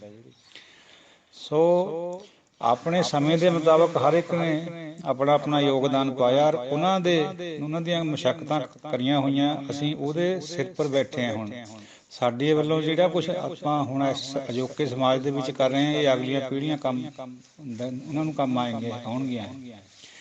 ਸੋ ਨੈਗੇਟਿਵ ਨਹੀਂ ਸੋਚਣਾ ਕਦੇ ਵੀ, ਸਤਿਕਾਰ ਸਭ ਦਾ ਕਰਨਾ ਹੀ ਬਣਦਾ। ਤੇ ਇਹ ਨਾ ਹੋਵੇ ਵੀ ਅਸੀਂ ਕਿਸੇ ਇੱਕ ਵਿਅਕਤੀ ਵਿਸ਼ੇਸ਼ ਨੂੰ ਸਤਿਕਾਰ ਦਈਏ ਤੇ ਗੁਰੂ ਸਾਹਿਬ ਦਾ ਆਸ਼ਾ ਉਲਟ ਹੋ ਜਾਵੇ। ਫਿਰ ਉਹ ਗੱਲ ਤੁਸੀਂ ਆਪ ਵਿਚਾਰੋ ਵੀ ਕਮ ਸੇ ਕਮ 10 ਦਿਨ ਠੀਕ ਨਹੀਂ ਲੱਗਦੀ। ਸਤਿਕਾਰ ਸਭ ਦਾ ਕਰਨਾ ਬਣਦਾ, ਠੀਕ ਹੈ, ਅੱਛੀ ਗੱਲ ਹੈ। ਕੋਈ ਅਪਸ਼ਬਦ ਦੀ ਖਿਮਾ ਦੀ ਆਚਨਾ ਕਰਦਾ ਦੱਸਦਾ। ਵਾਹਿਗੁਰੂ ਜੀ ਕਾ ਖਾਲਸਾ, ਵਾਹਿਗੁਰੂ ਜੀ ਕੀ ਫਤਿਹ। ਵਾਹਿਗੁਰੂ ਜੀ ਕਾ ਖਾਲਸਾ, ਵਾਹਿਗੁਰੂ ਜੀ ਕੀ ਫਤਿਹ।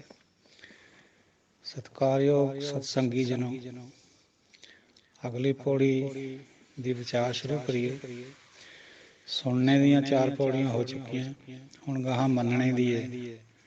ਜਿਹਨੇ ਮੰਨ ਲਿਆ ਗੁਰੂ ਦੇ ਸ਼ਬਦ ਨੂੰ, ਉਹਦੀ ਕਿਆ ਪੋਜੀਸ਼ਨ ਹੁੰਦੀ ਹੈ, ਉਹਦੀ ਕਿੰਨਾ ਕੁ ਸਤਿਕਾਰ ਹੁੰਦਾ ਹੈ, ਕਿੰਨਾ ਕੁ ਉਹਦੇ ਬਾਰੇ ਕੋਈ ਲਿਖ ਸਕਦਾ ਹੈ, ਇਹ ਸਾਰਾ ਕੁਛ ਅਗਲੀ ਪੌੜੀਆਂ 'ਚ ਆਏਗਾ। ਮੰਨੇ ਕੀ ਗਤ ਕਹੀ ਨਾ ਜਾਏ, ਜੇ ਕੋ ਕਹੇ ਪਿਛੈ ਪਛਤਾਏ। ਕਾਗਦ ਕਲਮ ਨ ਲਿਖਣ ਹਾਰ, ਮੰਨੇ ਕਾ ਬਹਿ ਕਰਨ ਵਿਚਾਰ। ਐਸਾ ਨਾਮ ਨਿਰੰਜਨ ਹੋਏ, ਜੇ ਕੋ ਮਨ ਜਾਣੈ ਮਨ ਕੋਏ। ਐਸਾ ਨਾਮ ਨਿਰੰਜਨ ਹੋਏ, ਜੇ ਕੋ ਮਨ ਜਾਣੈ ਮਨ ਕੋਏ। ਮੰਨੇ ਕੀ ਗਤ ਕਹੀ ਨਾ ਜਾਏ। ਪਹਿਲੀਆਂ 4 ਪੌੜੀਆਂ ਸੁਣਦੀਆਂ ਸੀਗੀਆਂ, ਹੁਣ ਮੰਨਣ ਦੀ ਬਾਤ ਆ ਰਹੀ ਹੈ। ਜਿਹਨੇ ਮੰਨ ਲਿਆ, ਪੜ੍ਹ ਲਿਆ, ਸੁਣ ਲਿਆ, ਫਿਰ ਮੰਨ ਲਿਆ, ਉਹਦੀ ਗਤ ਕਹੀ ਨਹੀਂ ਜਾ ਸਕਦੀ, ਉਹਦੇ ਬਾਰੇ ਕੋਈ ਕੁਛ ਨਹੀਂ ਜਾਣਦਾ। ਕਿਉਂਕਿ ਇਹ ਗੁਰਮਤ ਦਾ ਅਸੂਲ ਵੀ ਹੈ, ਗੁਰਬਾਣੀ 'ਚ ਵਾਰ-ਵਾਰ ਬਾਤ ਆਉਂਦੀ ਹੈ ਵੀ ਜਿਹੜਾ ਉਹਦੇ ਨਾਲ ਜੁੜ ਗਿਆ, ਉਹਦਾ ਇੱਕ ਅੱਧਾ ਅੱਖਰ ਵੀ ਨਹੀਂ ਕੋਈ ਲਿਖ ਸਕਦਾ। ਜੇ ਲਿਖੂਗਾ ਤਾਂ ਉਹ ਆਪਣੀ ਤੁੱਛ ਬੁੱਧੀ 'ਚੋਂ ਲਿਖੂਗਾ, ਪੂਰਾ ਨਹੀਂ ਲਿਖ ਸਕਦਾ ਕੋਈ।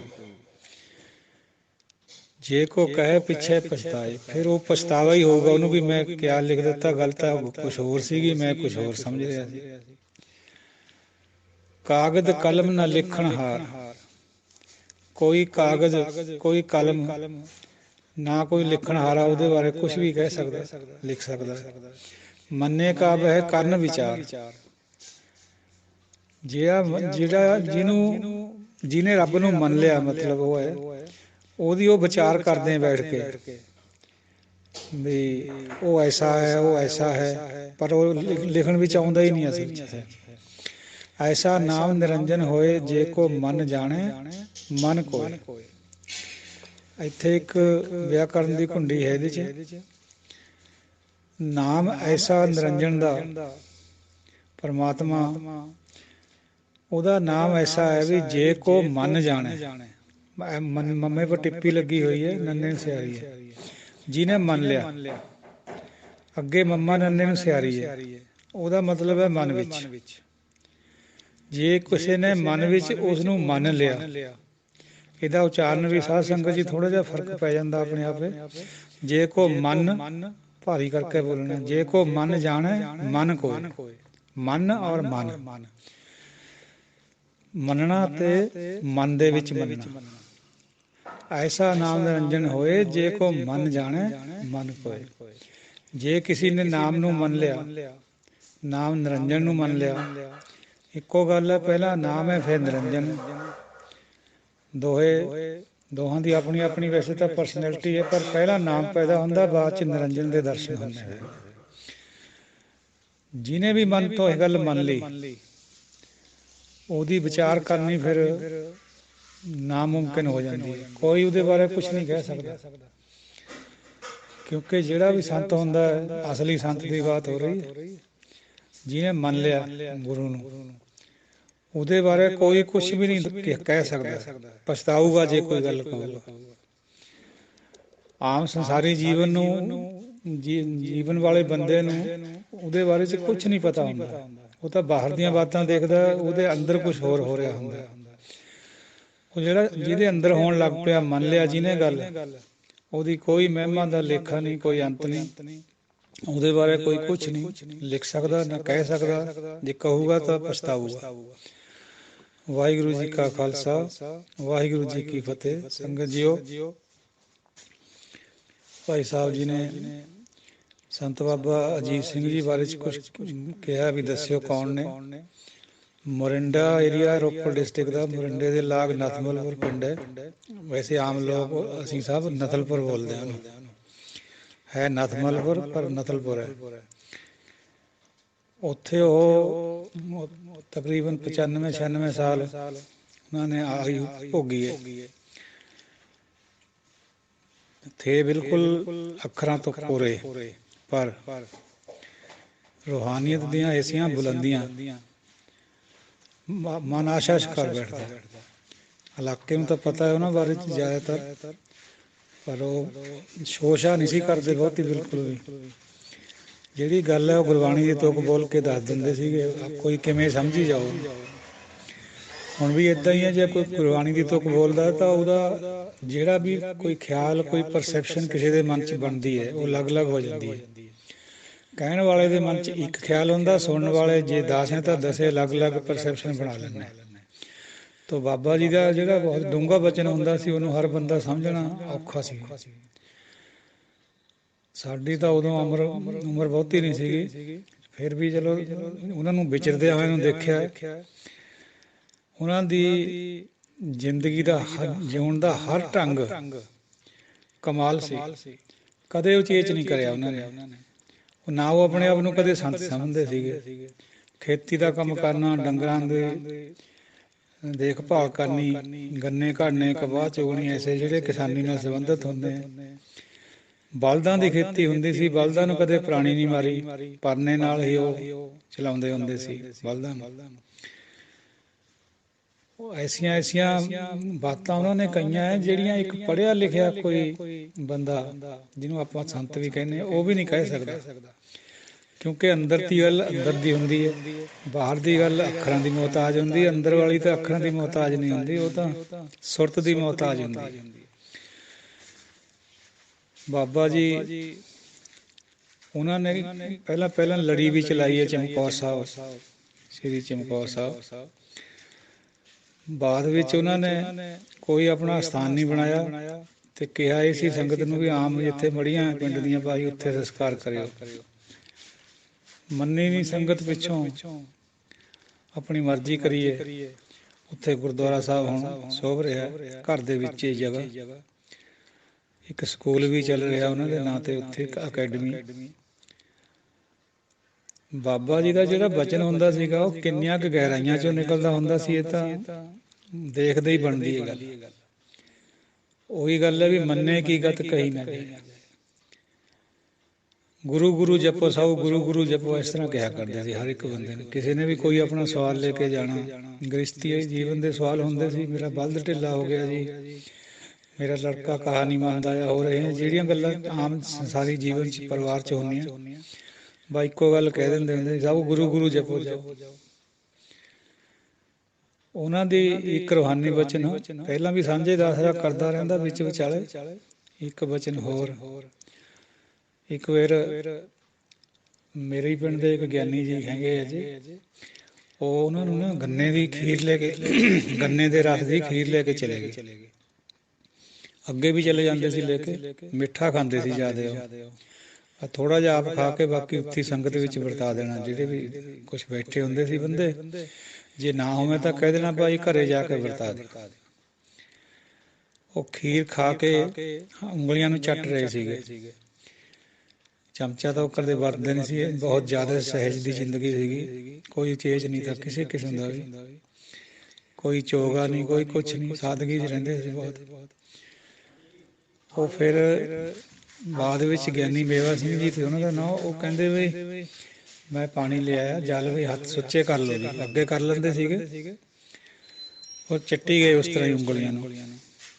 ਕਹਿੰਦਾ ਮੈਂ ਦੂਜੀ ਵਾਰ ਫੇਰ ਕਿਹਾ ਉੱਚੀ ਦੇ ਕੇ ਵੀ ਬਾਬਾ ਜੀ ਹੱਥ ਸੁੱਚੇ ਕਰ ਲਓ, ਹੈਂ ਸਾਊ ਕਹਿ ਕੇ ਫੇਰ ਉਸ ਤਰ੍ਹਾਂ ਹੀ ਚੱਟੀ ਗਏ। ਕਹਿੰਦਾ ਮੈਂ ਤੀਜੀ ਵਾਰੀ ਆਪਣੀ ਅਲਪ ਬੁੱਧੀ 'ਚੋਂ ਫੇਰ ਕਿਹਾ ਉੱਚੀ ਦੇ ਕੇ ਵੀ ਸ਼ਾਇਦ ਸੁਣਿਆ ਨਹੀਂ ਹੋਣਾ। ਫਿਰ ਉਹ ਕਹਿੰਦੇ ਮੂੰਹ ਵੱਲੋਂ ਉਂਗਲੀਆਂ ਕਰਕੇ ਕਹਿੰਦੇ ਸਾਊ ਹੱਥ ਤਾਂ ਸੁੱਚੇ ਹੋ ਜਾਂਦੇ ਆ, ਇਹਨੂੰ ਕੌਣ ਸੁੱਚਾ ਕਰੂਗਾ, ਇਹਦੀ ਝੂਠ ਨਹੀਂ ਕਦੇ ਵੀ ਉਤਰਦੀ। ਉਹ ਕਹਿੰਦਾ ਡਾਕਟਰ ਸਾਹਿਬ ਮੈਨੂੰ ਉਦੋਂ ਤਾਂ ਇੰਨਾ ਪਤਾ ਨਹੀਂ ਸੀਗਾ ਵੀ ਇਹਦਾ ਮਤਲਬ ਕਿਆ ਹੈ, ਪਰ ਹੁਣ ਸਮਝ ਆ ਗਈ ਗੱਲ ਦੀ ਵੀ ਨਾਮ ਕਹਿਤ ਗੋਬਿੰਦ ਕਾ ਸੂਚੀ ਭਈ ਰਸਨਾ। ਕੁਰਲੀਆਂ ਕਰਨੇ ਨਾਲ ਮੂੰਹ ਕਦੇ ਸੁੱਚਾ ਨਹੀਂ ਹੁੰਦਾ ਜਿਵੇਂ ਪੰਡਿਤ ਕਰਦਾ, ਜਿਹਨੂੰ ਚੁੱਲੀਆਂ ਸ਼ਬਦ ਆਇਆ ਗੁਰਬਾਣੀ 'ਚ, ਨਾਨਕ ਚੁੱਲੀਆਂ ਸੁੱਚੀਆਂ ਜੇ ਭਰ ਜਾਣਾ ਕੋਈ। ਇਹਨੇ ਝੂਠਾ ਹੀ ਰਹਿਣਾ, ਇਹ ਨਾਮ ਨਾਲ ਸੱਚਾ ਹੁੰਦਾ, ਬਾਣੀ ਨਾਲ ਸੱਚਾ ਹੁੰਦਾ।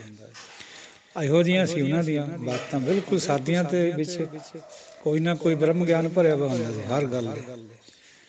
ਉਹਨਾਂ ਦੀ ਹਰ ਗੱਲ ਨੂੰ ਲੋਕ ਸਿਰ ਮੱਥੇ ਮੰਨਦੇ ਸੀਗੇ ਵੀ ਜੋ ਕਹੇ ਤਾਂ ਸੋ ਹੋਏਗਾ। ਤਾਂ ਚਲੋ ਸਮਾਪਤੀ ਕਰੀਏ। ਕੋਈ ਅਪਸ਼ਬਦ ਦੀ ਖਿਮਾ ਦੀ ਆਚਨਾ, ਅਸੀਸ ਵੀ ਦਿਓ। ਵਾਹਿਗੁਰੂ ਜੀ ਕਾ ਖਾਲਸਾ, ਵਾਹਿਗੁਰੂ ਜੀ ਕੀ ਫਤਿਹ। ਵਾਹਿਗੁਰੂ ਜੀ ਕਾ ਖਾਲਸਾ, ਵਾਹਿਗੁਰੂ ਜੀ ਕੀ ਫਤਿਹ। ਮੰਨੈ ਸੁਰਤ ਹੋਵੇ ਮਨ ਬੁੱਧ, ਮੰਨੈ ਸਗਲ ਭਵਨ ਕੀ ਸੁਧ, ਮੰਨੈ ਮੋਹ ਚੋਟਾ ਨਾ ਖਾਏ, ਮੰਨੈ ਜਮ ਕੈ ਸਾਥ ਨ ਜਾਏ। ਐਸਾ ਨਾਮ ਨਿਰੰਜਨ ਹੋਏ, ਜੇ ਕੋ ਮਨ ਜਾਣੈ ਮਨ ਕੋਏ। ਐਸਾ ਨਾਮ ਨਿਰੰਜਨ ਹੋਏ, ਜੇ ਕੋ ਮਨ ਜਾਣੈ ਮਨ ਕੋਏ। ਸਤਿਕਾਰਯੋਗ ਸਤ ਸੰਗਿਓ, ਬੋਲ ਭਾਵੇਂ ਥੋੜਾ ਜਿਹਾ ਬੈਠਿਆ ਹੈ ਪਰ ਸਰੀਰ ਵੈਸੇ ਠੀਕ ਹੈ। ਗੁਰੂ ਨਾਨਕ ਪਾਤਸ਼ਾਹ ਫਰਮਾ ਰਹੇ ਹੈ, ਜਿਹੜਾ ਮੰਨ ਲੈਂਦਾ ਹੈ, ਯਾਨੀ ਜਿਹਦੀ ਅਵਸਥਾ ਬਣ ਜਾਂਦੀ ਹੈ, ਮੰਨਦਾ ਉਹੀ ਹੈ, ਹੋਰ ਬੰਦਾ ਨਹੀਂ ਮੰਨਦਾ। ਹੋਰ ਕਹਿੰਦਾ ਹੁੰਦਾ ਪਰ ਅਜੇ ਮੰਨਦਾ ਨਹੀਂ ਹੁੰਦਾ। ਮੰਨਣਾ ਬਹੁਤ ਉੱਚੀ ਬਾਤ ਹੈ। ਜਿਹਨੇ ਮੰਨ ਲਿਆ ਉਹਦੇ ਅੰਦਰ ਮਨ ਵਿੱਚੋਂ ਸੁਰਤੀ ਉੱਚੀ ਹੋ ਜਾਂਦੀ ਹੈ ਤੇ ਬੁੱਧੀ ਬਰੀਕ ਹੋ ਕੇ ਵਿਵੇਕ ਬਣ ਜਾਂਦੀ ਹੈ। ਮਨ ਦੇ ਨੰਨੇ ਨੂੰ ਸਿਆਰੀ ਹੈ, ਮਨ ਵਿੱਚ ਹੈ, ਇਹਦਾ ਮਤਲਬ ਸੁਰਤ ਦੇ ਤੱਤੇ ਨੂੰ ਜਿਹੜੀ ਸਿਆਰੀ ਹੈ ਤੇ ਬੱਬੇ ਨੂੰ ਔਕੜ ਧੱਦੇ ਨੂੰ ਸਿਆਰੀ ਹੈ। ਇਹ ਇਸਤਰੀ ਲਿੰਗ ਹੈ ਦੋਨੋਂ, ਇਸ ਕਰਕੇ ਸਿਆਰੀ ਆ ਰਹੀ ਹੈ।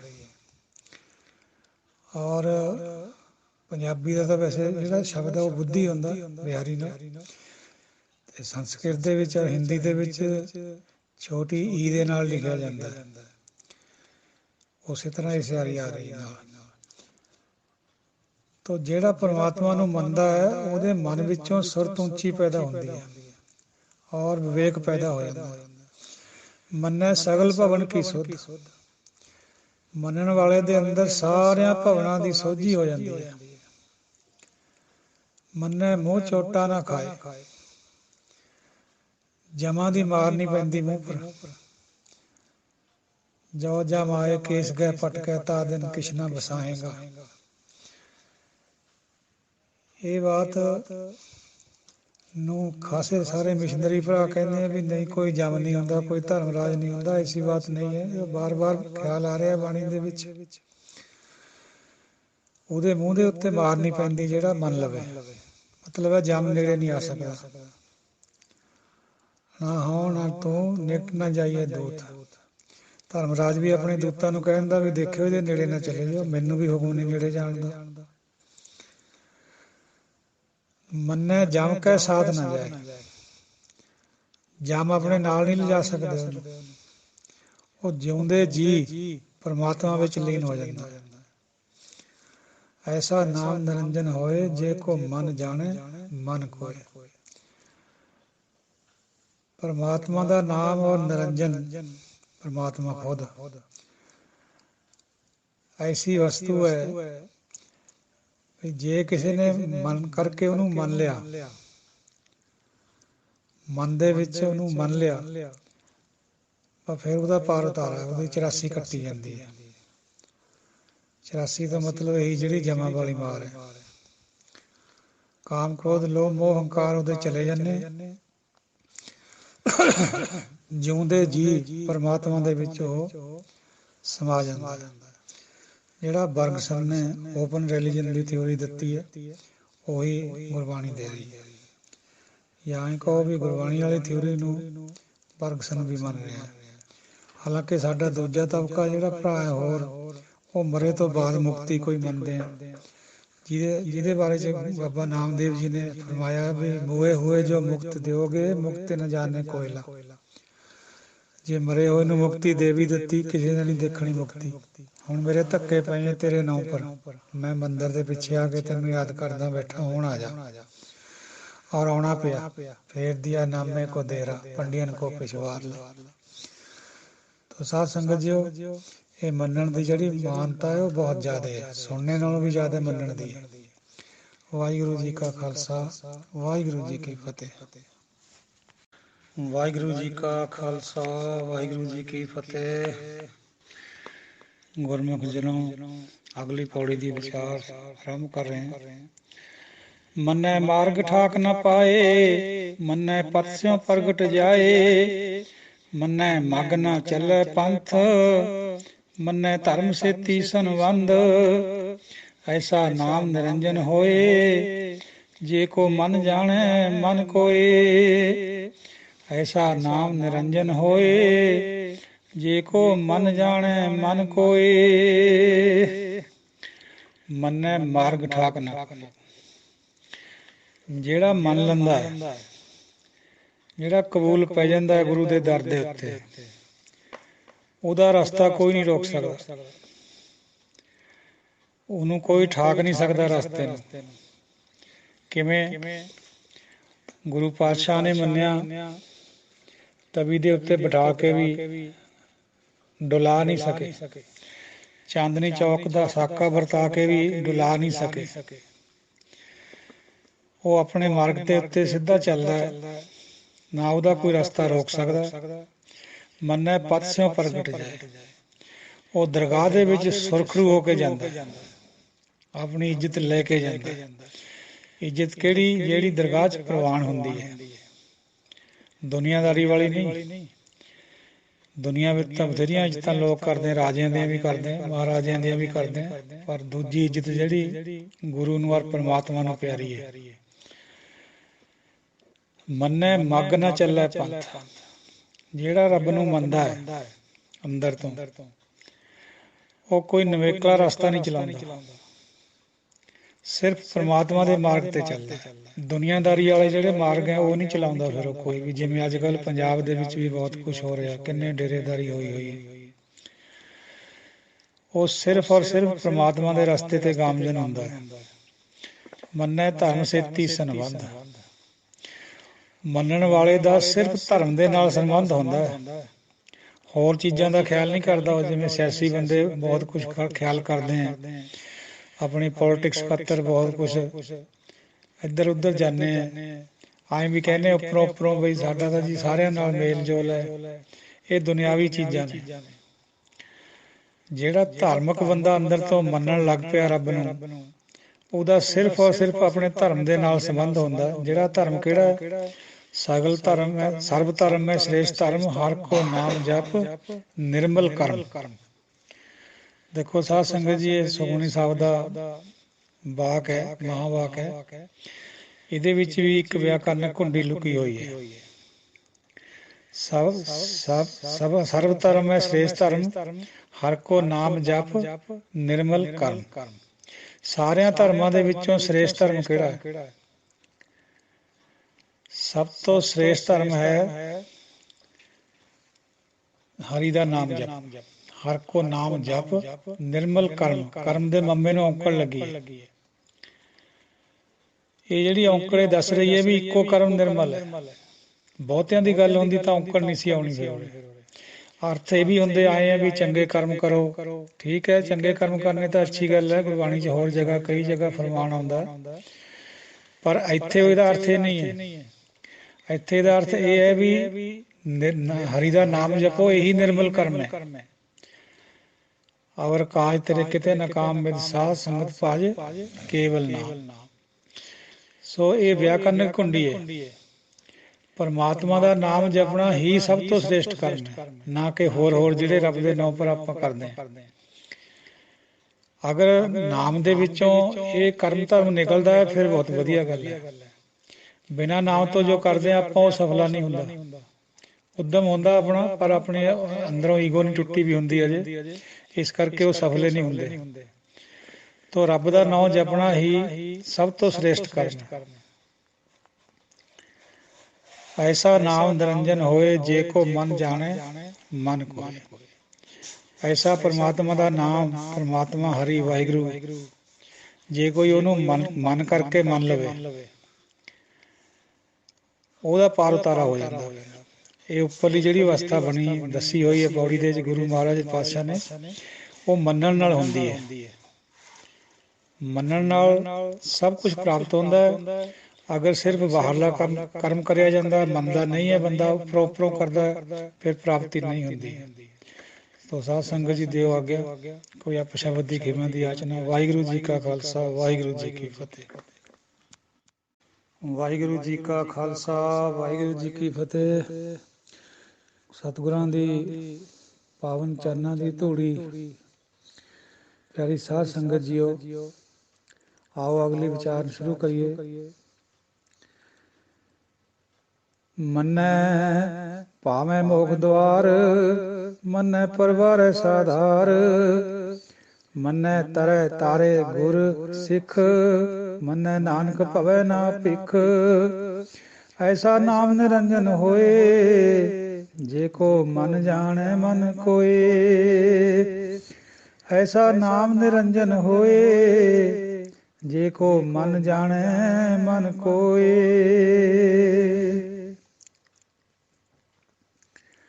ਮੰਨੈ ਪਾਵੈ ਮੋਖ ਦੁਆਰ। ਜਿਹੜੇ ਮੰਨਦੇ ਆ ਉਹ ਮੋਖ ਦਾ ਦੁਆਰ, ਮੁਕਤੀ ਦਾ ਦੁਆਰਾ ਪਾ ਜਾਂਦੇ ਆ, ਯਾਨੀ ਪਰਮਾਤਮਾ ਦੇ ਨਾਲ ਉਹਨਾਂ ਦੀ ਰਸਾਈ ਹੋ ਜਾਂਦੀ ਹੈ, ਮਿਲ ਜਾਂਦੇ ਜਿਉਂਦੇ ਜੀ।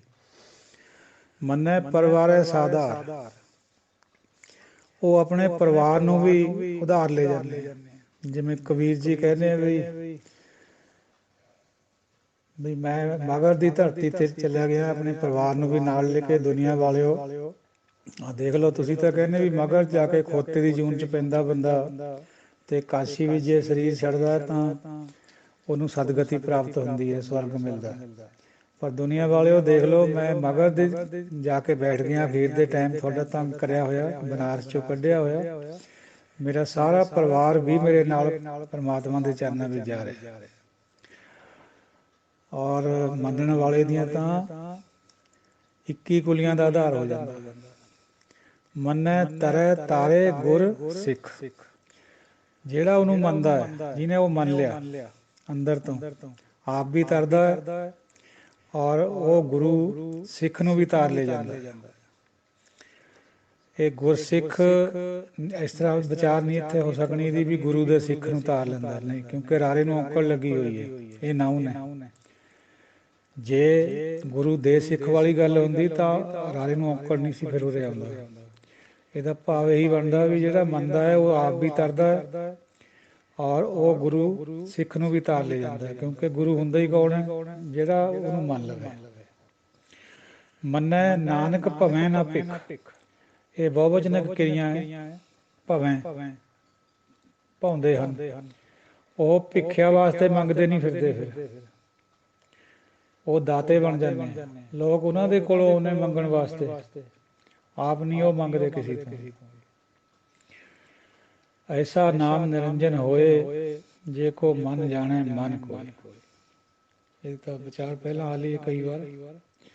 ਐਸਾ ਨਾਮ ਪਰਮਾਤਮਾ ਦਾ, ਨਿਰੰਜਨ ਦਾ, ਜੇ ਕੋ ਮੰਨ ਲਵੇ ਮਨ ਕਰਕੇ, ਉਹਦੇ ਵਿੱਚ ਇਹ ਖੂਬੀਆਂ ਪੈਦਾ ਹੋ ਜਾਂਦੀਆਂ। ਫਿਰ ਆਪਣੇ ਪਰਿਵਾਰ ਨੂੰ ਸੁਧਾਰ ਕਰ ਜਾਂਦਾ ਹੈ, ਔਰ ਮੁਕਤੀ ਦਾ ਦਰਵਾਜ਼ਾ ਆਪ ਨੂੰ ਵੀ ਮਿਲ ਜਾਂਦਾ ਉਹਨੂੰ। ਸਭ ਨੂੰ ਆਪਣੇ ਨਾਲ ਦਿਆਂ ਨੂੰ ਤਾਰ ਲੈ ਜਾਂਦਾ ਹੈ, ਆਪਣੇ ਪਰਿਵਾਰ ਨੂੰ ਵੀ ਤਾਰ ਲੈ ਜਾਂਦਾ। ਨਾ ਹੀ ਉਹ ਕਿਸੇ ਦੀ ਮੁਹਤਾਜੀ ਕਰਦਾ ਮੁੜ ਕੇ, ਉਹ ਦਾਤਾ ਬਣ ਜਾਂਦਾ ਹੈ। ਕਿਸੇ ਕੋਲ ਉਹਨੂੰ ਜਾਣਾ ਨਹੀਂ ਪੈਂਦਾ, ਸਾਰੀ ਦੁਨੀਆ ਨੂੰ ਉਹਦੇ ਚਰਨਾਂ 'ਚ ਪਾ ਦਿੰਦਾ ਪਰਮਾਤਮਾ। ਜਿਨ ਕੋ ਆਪ ਦੇ ਵਡਿਆਈ, ਜਗਤ ਪੀ ਆਪੇ ਆਣ ਤਿਨ ਕੋ ਪੈਰੀ ਪਾਏ। ਡਰੀਏ ਤਾਂ ਜੇ ਕਿਛ ਆਬਦੋਂ ਕੀਚੈ, ਕਰਤਾ ਸਭ ਆਪਣੀ ਕਲਾ ਵਧਾਏ। ਜਿਹਨੂੰ ਉਹਨੇ ਵਡਿਆਈ ਦੇਣੀ ਹੈ, ਸਾਰੇ ਜਗਤ ਨੂੰ ਉਹਦੇ ਪੈਰਾਂ 'ਚ ਪਾ ਦੇਣਾ। ਉਹ ਤਾਂ ਡਰੇ ਜੇ ਉਹਦੇ ਮਨ 'ਚ ਖਾਹਿਸ਼ ਹੋਵੇ ਵੀ ਜੋ ਜਗਤ ਮੇਰੇ ਪੈਰਾਂ ਨੂੰ ਪਵੇ। ਉਹਨੂੰ ਤਾਂ ਇਹ ਝਾਕ ਹੁੰਦੀ ਉਹ ਨਹੀਂ ਹੈ, ਉਹਦੀ ਮੈਂ ਟੁੱਟੀ ਵੀ ਹੁੰਦੀ ਹੈ। ਇਸ ਕਰਕੇ ਜਗਤ ਨੇ ਉਹਦੇ ਪੈਰਾਂ 'ਚ ਪੈਣਾ ਹੀ ਪੈਣਾ। ਉਹਨੂੰ ਡਰਨ ਦੀ ਲੋੜ ਨਹੀਂ ਫਿਰ ਹੁੰਦੀ ਹੈ, ਕਿਉਂਕਿ ਆਪਣੇ ਵੱਲੋਂ ਨਹੀਂ ਉਹ ਕੁਝ ਵੀ ਕਰ ਰਿਹਾ ਹੁੰਦਾ, ਪਰਮਾਤਮਾ ਕਰ ਰਿਹਾ ਹੁੰਦਾ। ਪਰਮਾਤਮਾ ਉਹਦੇ ਰਾਹੀਂ ਆਪਣੀ ਵਡਿਆਈ ਕਰਾ ਰਿਹਾ ਹੁੰਦਾ। ਸੋ ਸਾਧ ਸੰਗਤ ਜੀਓ, ਅਗਲੇ ਕੱਲ੍ਹ ਨੂੰ ਫਿਰ ਦੂਜੀ ਵਿਚਾਰ ਸ਼ੁਰੂ ਹੋਊਗੀ। ਲੰਬੀਆਂ ਪੌੜੀਆਂ ਫਿਰ ਥੋੜ੍ਹੀਆਂ ਥੋੜ੍ਹੀਆਂ। ਅੱਜ ਦੇ ਦਿਨ ਵਾਸਤੇ ਸਿਰਫ ਇੰਨਾ ਹੀ। ਕੋਈ ਵੀ ਗਲਤ ਬਿਆਨੀ, ਕੋਈ ਸਮਝਾਉਣ ਦੇ ਢੰਗ ਵਿੱਚ ਕੋਈ ਗਲਤੀ ਹੁੰਦੀ ਹੈ, ਬੰਦਾ ਭੁੱਲਣਹਾਰ ਜੋ ਹੈ, ਆਪ ਜੀ ਬਖਸ਼ਣਹਾਰ ਹੋ। ਦਿਓ ਅਸੀਸਾਂ। ਵਾਹਿਗੁਰੂ ਜੀ ਕਾ ਖਾਲਸਾ, ਵਾਹਿਗੁਰੂ ਜੀ ਕੀ ਫਤਿਹ।